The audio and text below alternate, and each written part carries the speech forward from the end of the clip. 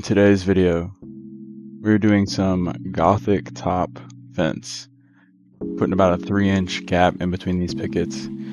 Honestly, I'm making this video and thoughts of people who are looking for a cheap option to keep their dogs in their yard. Even if you don't have a neighboring fence or sidelines, you can still make a small fenced-in area with this cheaper option. There's almost always Gothic top pickets available at the hardware stores and relatively cheap. We're checking on Blazer back here on the back line. He's putting in some chain link. Chain link is also a relatively cheaper option for fencing as well if you're not looking for any privacy. To get started, I got my post set and I'm now marking where I want to cut the tops of my posts off.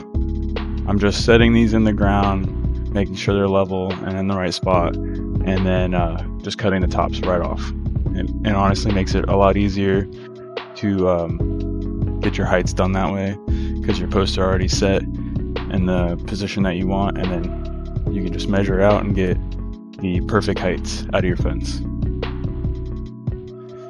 On this, on the gate, the homeowner wanted it close to the ground, but when I showed her how her grade was going to work out, she didn't want the fence to slope so much. So I'm putting it flat on the ground up against the house and then trying to run it level from that point, at least as level as I can. I talked to her about the situation a couple times to make sure that we were on the same page. And as most customers do, they say, just use your professional opinion. If I did go level off of the house, off of that post over there, we would be probably about 7 inches off the ground. And the customer doesn't want it to be that high off the ground. So we're going for the other option, which is to just go ahead and go 2 inches off of this hinge post, off of this 6x6. So I'm going ahead and I'm cutting it to be 2 inches off the ground.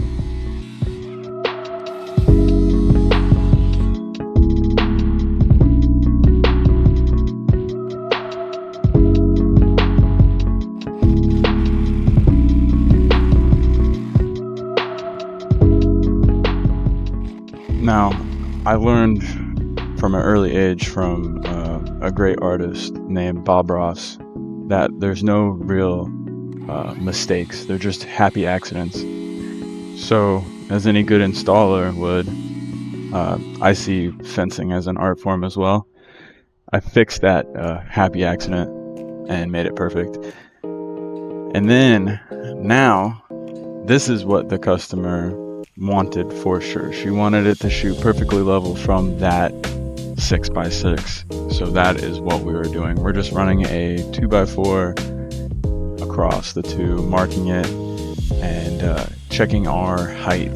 That is high off the ground, but the customer agreed she will backfill any of this open space under the fence. Now that we've got all the posts set on the other side and the tops cut, I'm hopping onto this side to get everything done over here.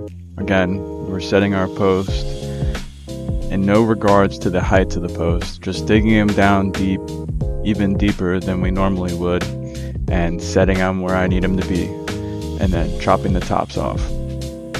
Make sure you get a nice even pour of concrete around your posts and tamp them real good. Make sure they don't wiggle too much, but again, just let them have some time for that concrete to harden, and don't shake your post.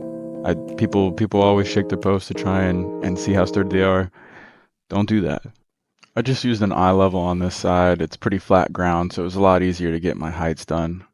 Now that we're done cutting the tops off on this side, now we're gonna go ahead and rail it up. This is when the job starts getting easy. All the hard stuff's done.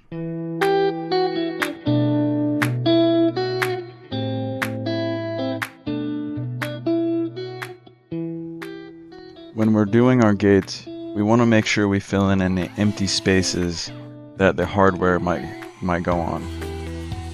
like your screws going into your hinges or your latch, you want to make sure they're definitely hitting something. So you want to either run your rails flushed into the side of your post, so your hardware is screwing directly into the post, or make sure you put any filler in between your rails, like so.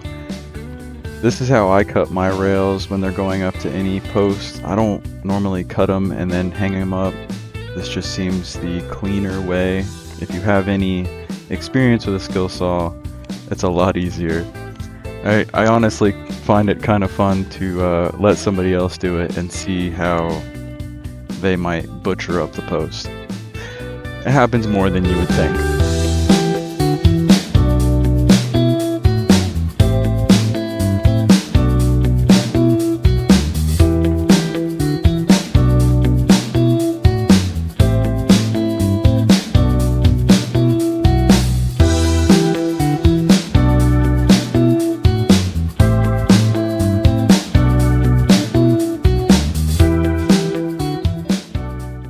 Now that our rails are up, you already know what time it is. We got the Picket gun out here, 2-inch nails. All of our pickets that I think we need out here are already carried out. Doing a space picket style like this, normally you want to put a fascia picket or a cover picket over your post so you can cover up the nails going into the rails. With the neighbor's existing fence here, I had the rails run past the neighbor's rails, which kind of left this awkward gap here. And I thought with this post all the way in the corner over here that I could probably get away with just not covering the nails going into the rails. And honestly, this far in the corner, it worked out fine. It looked natural. Luckily, my picket nailer was a perfect 3 inches for this 3-inch space, Gothic style.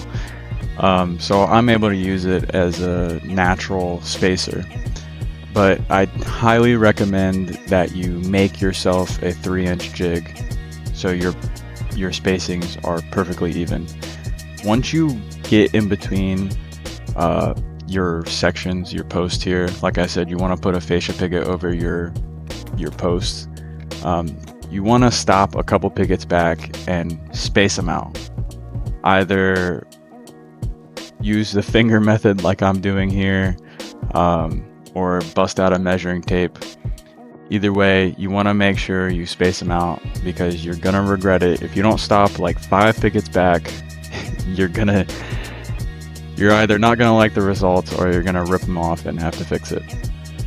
Now, when it comes to doing the gates, that's when I break out the measuring tape because I want each space to be perfect. That's the entrance point to the fence. That's where everybody's going to be touching and looking every time they go by. So you definitely want to put some precision into that. Now that that side's all done and picking it up, we're jumping back over to the double drive side where we started. Now these are custom aluminum frame gates that the company gives me, and these are the gates that we always use. If you want to get a frame like this, it's gonna run you a couple $100. But if you want to go for a cheaper option, the hardware stores have the adjusted gates. I've installed 2 of them so far, and they work out pretty well. It's a easier way for a homeowner to just go to the store and get yourself a metal frame, or you can build yourself a wood frame. I currently don't have any videos about a wood frame gate do it yourself. That is soon to come. Unfortunately, since I started this channel, I haven't done one, but we might just have to build one just to make a video. Another tip, if you are making a wood frame gate, just go with wood style hinges, the butterfly hinges or whatever. They work fine, but if you're going to get a metal frame like this, make sure you find yourself some adjustable hinges. You'll thank me later. Now that we've got the gates hung, we're going to go ahead and put the drop rods on so I can more comfortably picket this. It won't be blowing around in the wind on me. I'm putting these drop rods as low on the frame as I can, so more of the drop rod is going into the ground, more strength to hold it. And now it's time to picket these frames. To screw directly into these aluminum frames, I'm simply using deck screws.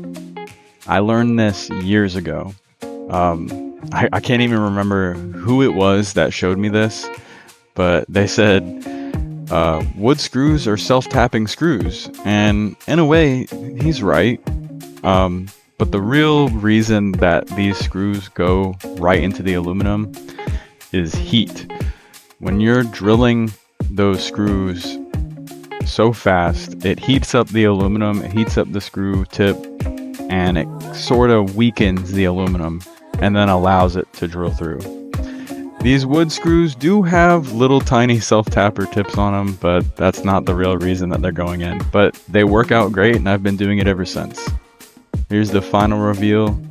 If you don't know me by now, like, subscribe, because you should know me. It's beautiful. I didn't do this chain link. I'm not going to claim the chain link. Blazer did this. Turned out pretty good. They wanted this gate just so their grandkids could go running in the forest. What great grandparents. Gotta love them.